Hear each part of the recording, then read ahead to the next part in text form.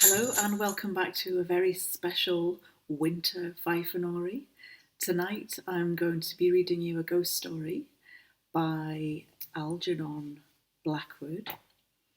The story is called The Empty House, and it's a classic tale of a haunted house that is visited by who knows what, who knows when. It's the tale of an elderly woman and her nephew who go into this house just before midnight to see if indeed it really is haunted. So, let's get started. The Empty House by Algernon Blackwood. Certain houses, like certain persons, manage somehow to proclaim at once their character for evil. In the case of the latter, no particular feature need betray them. They may boast an open countenance and an ingenious smile, and yet a little of their company leaves the unalterable conviction that there is something radically amiss with their being, that they are evil. They seem to communicate an atmosphere of secret and wicked thoughts, which makes those in their immediate neighbourhood shrink from them, as from a thing diseased. And perhaps with houses the same principle is operative, and it is the aroma of evil deeds committed under a particular roof long after the actual doers have passed away that makes the goose flesh come and the hair rise. Something of the original passion of the evildoer and of the horror felt by his victim enters the heart of the innocent watcher, and he becomes suddenly conscious of tingling nerves, creeping skin, and the chilling of the blood. He is terror-stricken without apparent cause. There was manifestly nothing in the external appearance of this particular house to bear out the tales of the horror that was said to reign within it. It was neither lonely nor unkempt. It stood crowded into a corner of the square and looked exactly like the houses on either side of it. It had the same number of windows as its neighbours, the same balcony overlooking the gardens, the same white steps leading up to the heavy black front door, and, in the rear, there was the same narrow strip of green with neat box borders running up to the wall that divided it from the backs of the adjoining houses. Apparently, the number of chimney pots on the roof was even the same, the breadth and angle of the eaves, and even the height of the dirty area railings. And yet, this house in the square, that seemed precisely similar to its 50 ugly neighbours, was, as a matter of fact, entirely different. Horribly different. Wherein lay this marked, invisible difference is impossible to say. It cannot be ascribed wholly to the imagination, because persons who had spent some time in the house, knowing nothing of the facts, had declared positively that certain rooms were so disagreeable they would rather die than enter them again, and that the atmosphere of the whole house produced in them the symptoms of genuine terror, while the series of innocent tenants who had tried to live in it had been forced to decamp at shortest possible notice. When Shorthouse arrived to pay a weekend visit to his Aunt Julia in her little house on the seafront at the other end of town, he found her charged to the brim with mystery and excitement. He had only received her telegram that morning, and he had come anticipating boredom, but the moment he touched her hand and kissed her apple-skin wrinkled cheek, he caught the first wave of her electrical condition. The impression deepened when he learned that there were to be no other visitors, and that he had been telegraphed for with a very special object. Something was in the wind, and the something would doubtless bear fruit, for this elderly spinster aunt, with a mania for psychical research, had brains as well as willpower, and by hook or by crook she usually managed to accomplish her ends. The revelation was made soon after tea, when she sidled close up to him and they paced slowly along the seafront in the dusk. "I've got the keys," she announced in a delighted yet half-awesome voice. "Got them till Monday." "The keys of the bathing machine?" "No, I've got the keys to the haunted house in the square.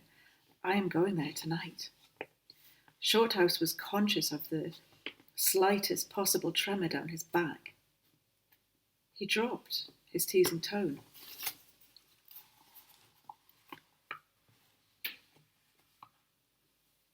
Something in her voice and manner thrilled him.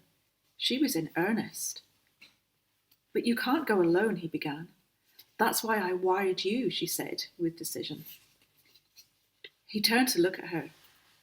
The ugly, lined, enigmatic face was alive with excitement. There was the glow of genuine enthusiasm around it like a halo. The eyes shone. He caught another wave of hot excitement, and a second tremor, more marked than the first, accompanied it. Thank you, Aunt Julia, he said politely. Thank you, awfully. I should not dare to go quite alone, she went on, raising her voice, but with you I should enjoy it immensely. You are afraid of nothing, I know.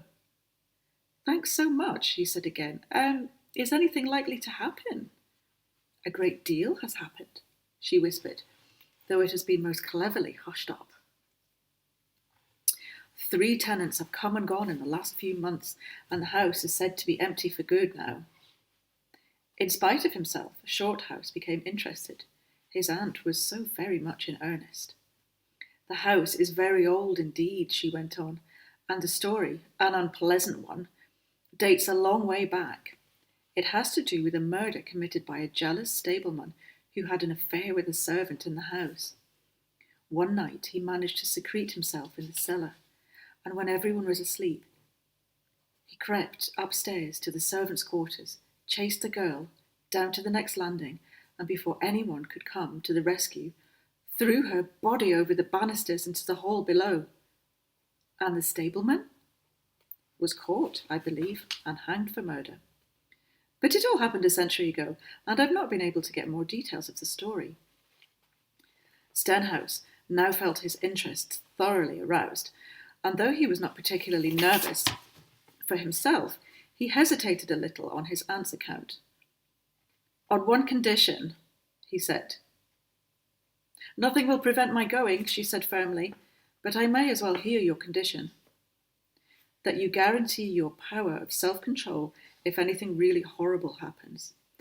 I mean that you are sure you won't get too frightened. Jim, she said scornfully, I am not young, I know, nor are my nerves, but with you I should be afraid of nothing in the world. This, of course, settled it, for Shorthouse had no pretensions to being other than a very ordinary young man, and an appeal to his vanity was irresistible. So he agreed to go.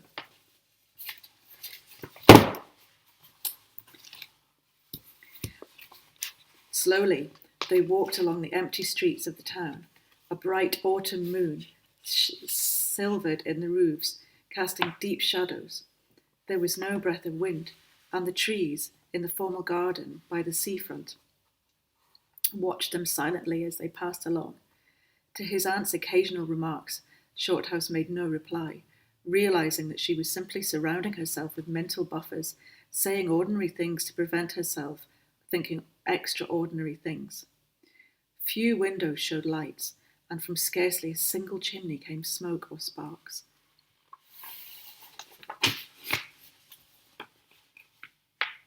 Shorthouse had already begun to notice everything, even the smallest details. Presently, they stopped at the street corner and looked up at the name on the side of the house, full in the moonlight, and with one accord, but without remark, turned into the square, crossed over to the side that lay back in the shadows. The number of the house is 13, whispered a voice at his side, and neither of them made the obvious reference, but passed across the broad street of moonlight and began to march up the pavement in silence. It was about halfway up the square that Shorthouse felt an arm slipped quietly but significantly into his own, and he knew then that their adventure had begun in earnest, and that his companion was already yielding imperceptibly to the influences against them. She needed support. A few minutes later, they stopped before a tall, narrow house that rose before them into the night, ugly in shape and painted in dingy white. Shutterless windows without blinds stared down upon them, shining here and there in the moonlight. There were weather streaks in the wall and cracks in the paint, and the balcony bulged out from the first floor, a little unnaturally. But beyond this, a generally forlorn appearance of an unoccupied house, there was nothing at first sight to single out this particular mansion for the evil character it had most certainly acquired. Taking a look over their shoulders to make sure they had not been followed, they went boldly up the steps and stood against the huge black door that fronted them forbiddingly. But the first wave of nervousness was now upon them, and Shorthouse fumbled a long time with the key before it would fit into the lock at all. For a moment, if truth be told, they both hoped it would not happen, and it would not open, for they were a prey to various unpleasant emotions as they stood there on the threshold of their ghostly adventure. Shorthouse, shuffling with the key and hampered by the steady weight on his arm, certainly felt the solemnity of the moment. It was as if the whole world, for all experience, seemed at that instant concentrated in his own consciousness, were listening to this grating noise of the key. A stray puff of wind, wandering down the empty street, woke a momentary rustling of the trees behind them, but otherwise this rattling of the key was the only sound audible, and at last it turned in the lock, and the heavy door swung open and revealed a yawning gulf of darkness beyond. With a last glance at the moonlight square, they passed quickly in, and the door slammed behind them with a roar that echoed prodigiously through the empty halls and passages. But instantly, with the echoes, another sound made itself heard, and Aunt Julia leaned suddenly so heavily upon him that he had to take a step backwards to save himself from falling. A man had coughed close beside them, so close that it seemed they must have actually been by his side in the darkness. With the possibility of practical jokes in his mind, Shorthouse at once swung his heavy stick into the direction of the sound, but it met nothing more solid than air. He heard his aunt give a little gasp beside him. "There's someone there," she whispered. "I heard him." "Be quiet," he said sternly. It was nothing but the noise of the front door. "Oh, get a light, quick," she added, as her nephew, fumbling with a box of matches, opened it upside down and let them all fall with a terrible rattle on the stone floor. They were standing in a wide hallway. On their left was the open door of the spacious drawing room, and in front of the hall ran, ever narrowing, into a long dark passage that led apparently to the top of the kitchen stairs. The broad uncarpeted staircase rose in a sweep before them, everywhere draped in shadows except for a single spot about halfway up where the moonlight came in through the window and fell on a bright patch in the boards. This shaft of light shed a faint radiance above and below it, lending to the objects within it a misty outline that was infinitely more suggestive and ghostly than complete darkness. Filtered moonlight always seemed to paint faces on the surrounding gloom, and as Shorthouse peered up into the wall of darkness and thought of the countless empty rooms and passages in the upper part of the old house, he caught himself longing again for the safety of the moonlit square, or the cosy, bright drawing room they had left only an hour before. Then, realizing that these thoughts were dangerous, he thrust them away again and summoned all his energy for concentration on the present. "Aunt Julia," he said out loud and severely, "we must now go through the house from top to bottom and make a thorough search." The echoes of his voice died away slowly all over the building, and in the intense silence that followed, he turned to look at her. In the candlelight, he saw that her face was already ghastly pale. But she dropped his arm for a moment and said in a whisper, stepping close in front of him, "I agree. We must be sure there's no one hiding. That's the first thing." She spoke with evident effort, and he looked at her with admiration. "Do you feel quite sure of yourself? It's not too late." "I think so," she whispered, her eyes shifting nervously towards the shadow behind. Quite sure, only one thing. What's that? You must never leave me alone for an instant. As long as you understand that any sound or appearance must be investigated at once, and to hesitate means to admit fear, that is fatal. Agreed, she said, a little shakily. After a moment's hesitation, I'll try.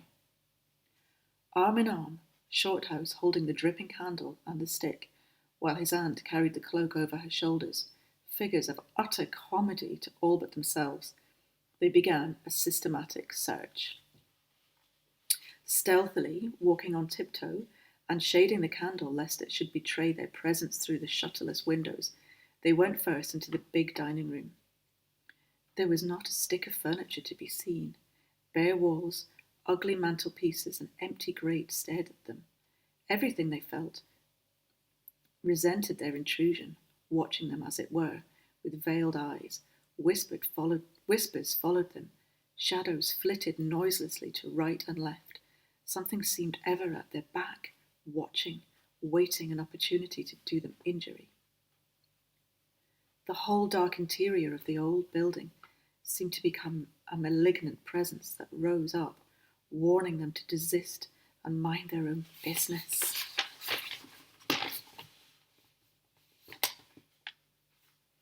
Every moment the strain on the nerves increased. Out of the gloomy dining room, they passed through the large folding doors into a sort of library or smoking room, wrapped equally in silence, darkness and dust, and from this they regained the hall, near the top of the back stairs.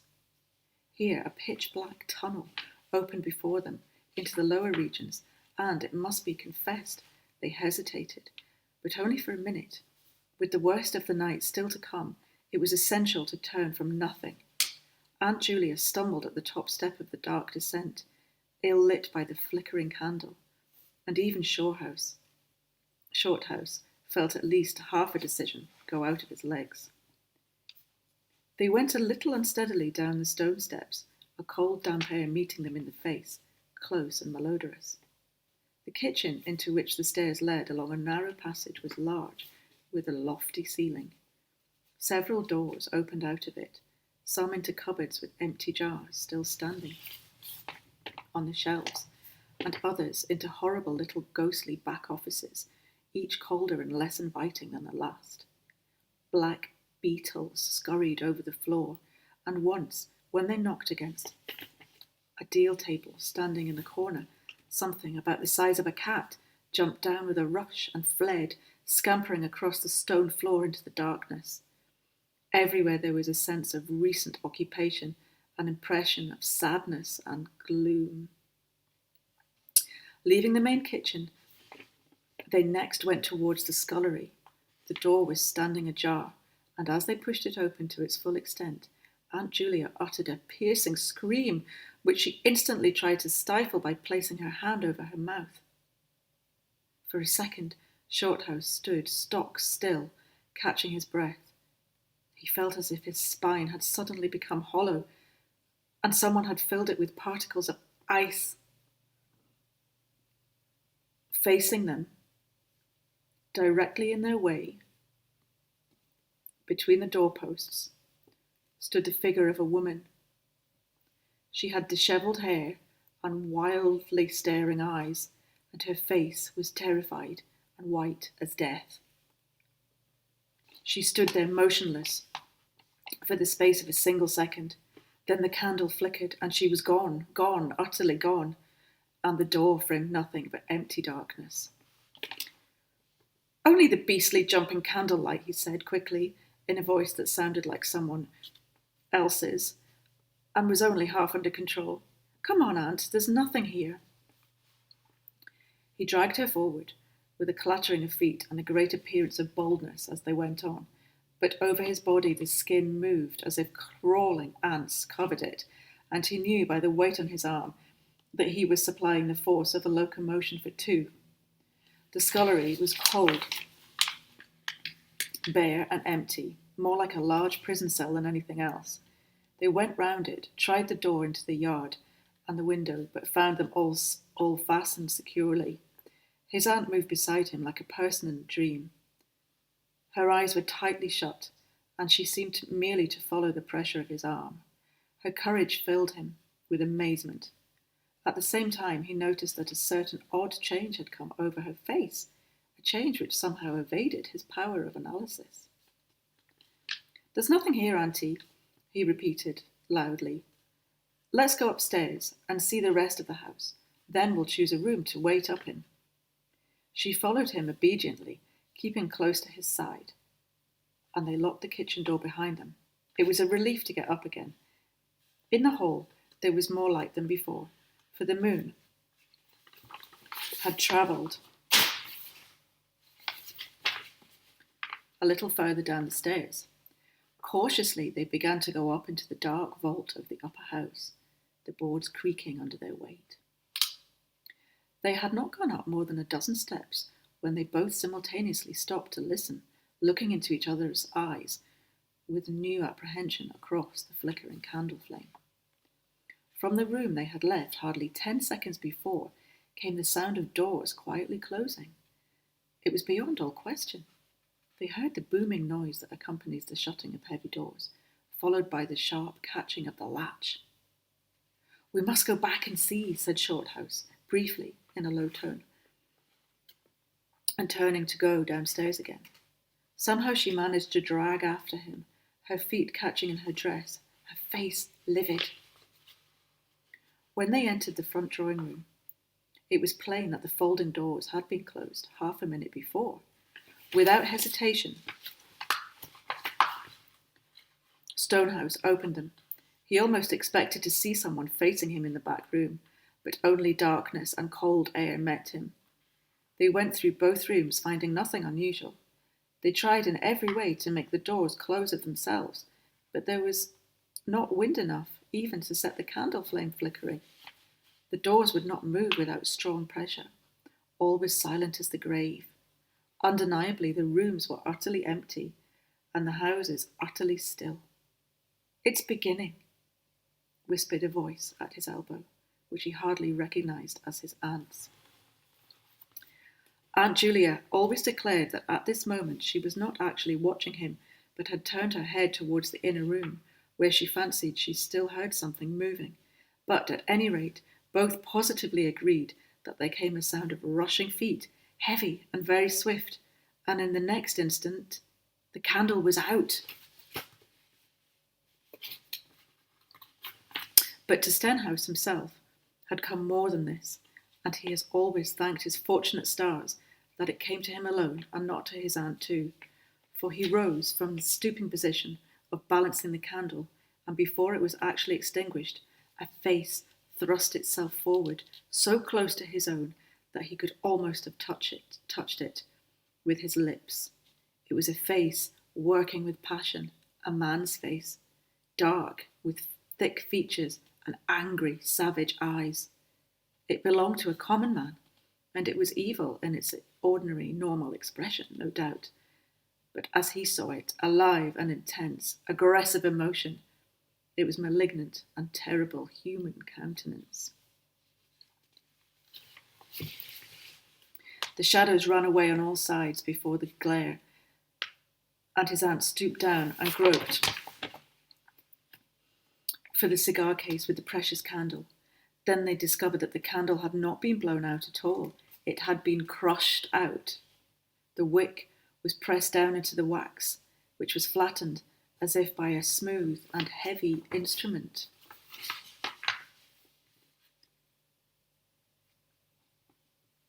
Inexplicable to them was the evidence of physical force they had just witnessed. They at once suppressed what they had just witnessed. They at once suppressed that memory of stories they had heard of physical mediums, and their dangerous phenomena. For if these were true, and either his aunt or himself were unwittingly a physical medium, it meant that they were simply aiding to focus the forces of a haunted house already charged to the brim. So, With as little reflection as possible, he simply relit the candle and went up to the next floor. The arm in his trembled, as it is true, and his own tread was often uncertain, but they went on with thoroughness. And after his search revealing nothing, they climbed the last flight of stairs to the top floor of all. It was on the stroke of midnight when they entered a small room on the third floor, close to the top of the stairs, and arranged to make themselves comfortable for the remainder of their adventure. It was absolutely bare, and it was said to be the room, then used as a clothes closet, into which the infuriated groom had chased his victim and finally caught her. Outside, across the narrow landing, began the stairs leading up to the floor above and the servants' quarters where they had just searched. In spite of the chilliness of the night, there was something in the air of this room that cried for an open window. But there was more than this. Shorthouse could not only describe it by saying that he felt less master of himself here than in any other part of the house. There was something that acted directly on his nerves, tiring the resolution, enfeebling the will. He was conscious of this result before he had been in the room for 5 minutes, and it was in the short time they stayed here he suffered the wholesale depletion of his vital forces, which was for himself the chief horror of the whole experience. They put the candle on the floor of the cupboard, leaving the door a few inches ajar so that there was no glare to confuse the eyes and no shadow to shift about on walls and ceilings. Then they spread the cloak on the floor and sat down to wait with their backs against the wall. The moon was now high above the house. Thrusting through the open window, they could see the comforting stars like friendly eyes watching in the sky. One by one, the clocks of the town struck midnight, and when the sounds died away, the deep silence of a windless night fell over everything. Only the boom of the sea far away and lugubrious filled the air with hollow murmurs.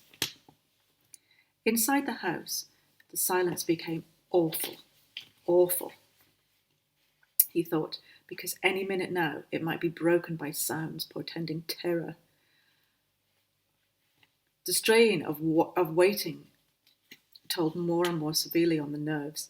They talked in whispers when they talked at all, for their voices aloud sounded queer and unnatural. A chilliness, not altogether due to the night air, invaded the room and made them cold. The influences against them, whatever they might be, was slowly robbing them of self-confidence and the power of decisive action. Their forces were on the wane, and the possibility of real fear took on a new and terrible meaning. He began to tremble for the elderly woman by his side, whose pluck could hardly save her beyond a certain extent. He could not rid himself of the idea that movement was going on somewhere in the lower regions of the house. The drawing-room floor, where the doors had been so strangely closed, seemed too near. The sounds were further off than that. He thought of the great kitchen with the scurrying black beetles, and of the dismal little scullery, but somehow or other they did not seem to come from there either. Surely they were outside the house. Then, suddenly, the truth flashed into his mind, and for the space of a minute he felt as if his blood had stopped flowing and turned to ice. The sounds were not downstairs at all. They were upstairs. Upstairs, somewhere among those horrid, gloomy little servants' rooms with their bits of broken furniture, low ceilings, and cramped windows. Upstairs, where the victim had first been disturbed and stalked to her death. And then, the moment he discovered where the sounds were, he began to hear them more clearly.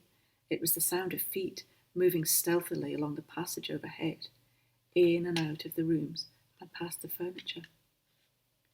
He turned quickly to steal a glance at the motionless figure seated beside him, to note whether she had shared his discovery.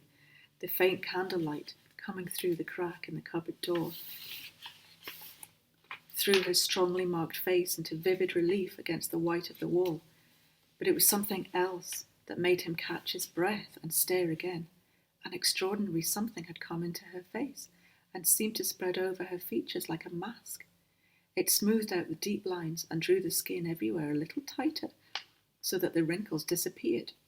It brought into the face, with the sole exception of her old eyes, an appearance of youth and almost childhood. He stared in speechless amazement that was dangerously near to horror. It was his aunt's face indeed, but it was her face of 40 years ago, the vacant, innocent face of a girl.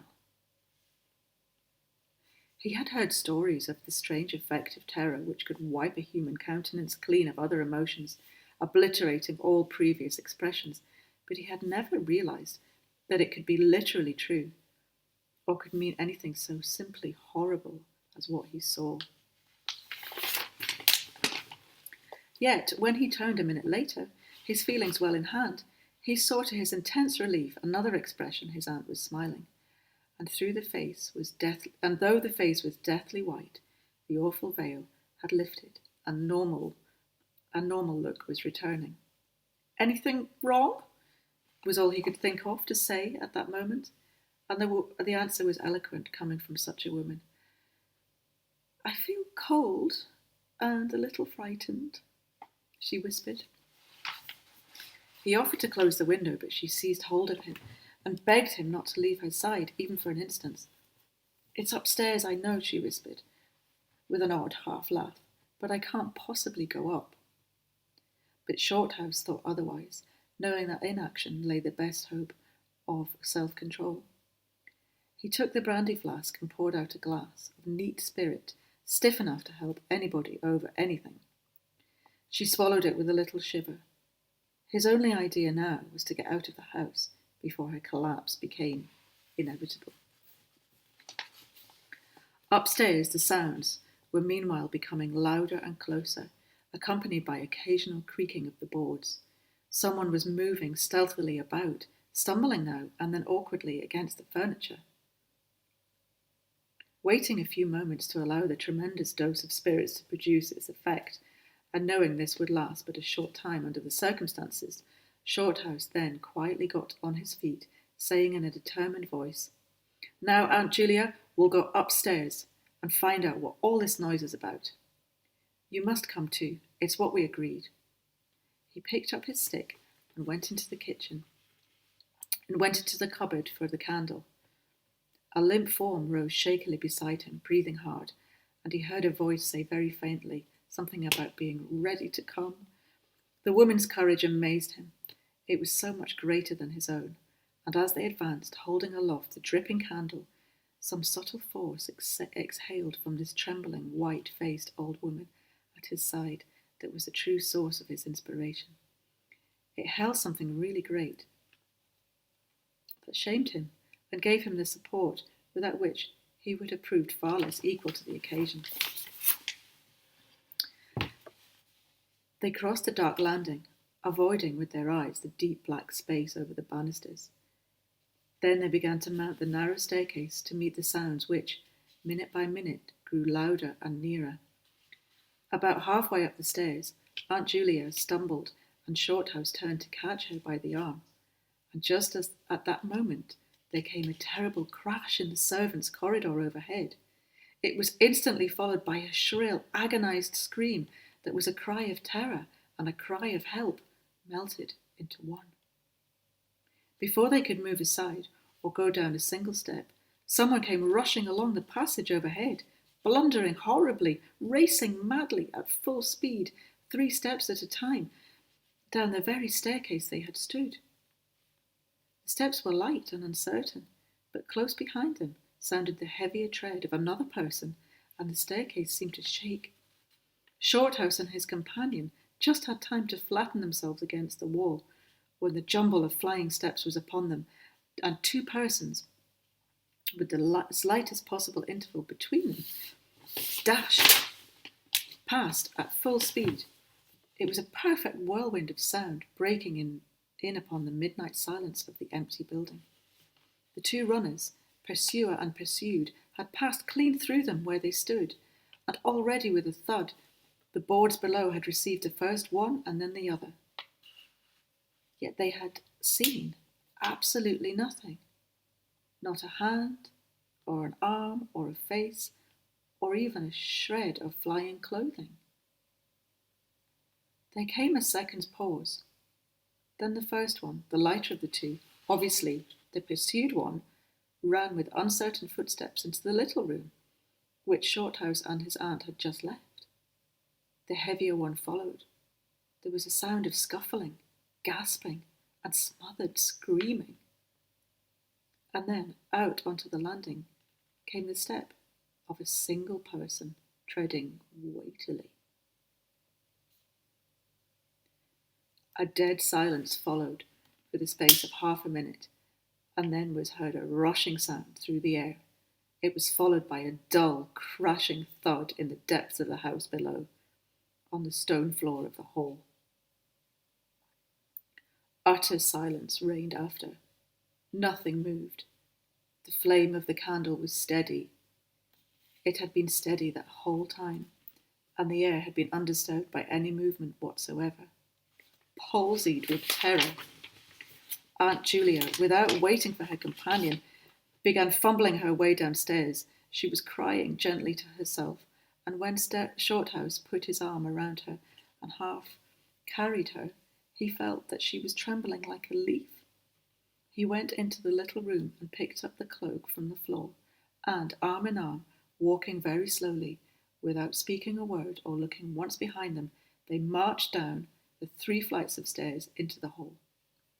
In the hall they saw nothing, but the whole way down the stairs they were conscious that someone followed them step by step. When they went faster, it was left behind, and when they went more slowly, it caught up with them. But never once did they look behind to see, and at each turning of the staircase they lowered their eyes for fear of the following horror they might see upon the stairs above.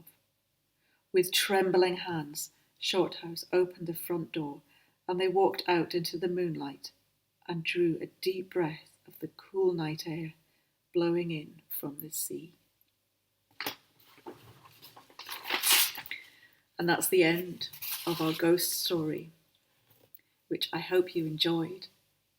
And I wonder, would you go into a haunted house?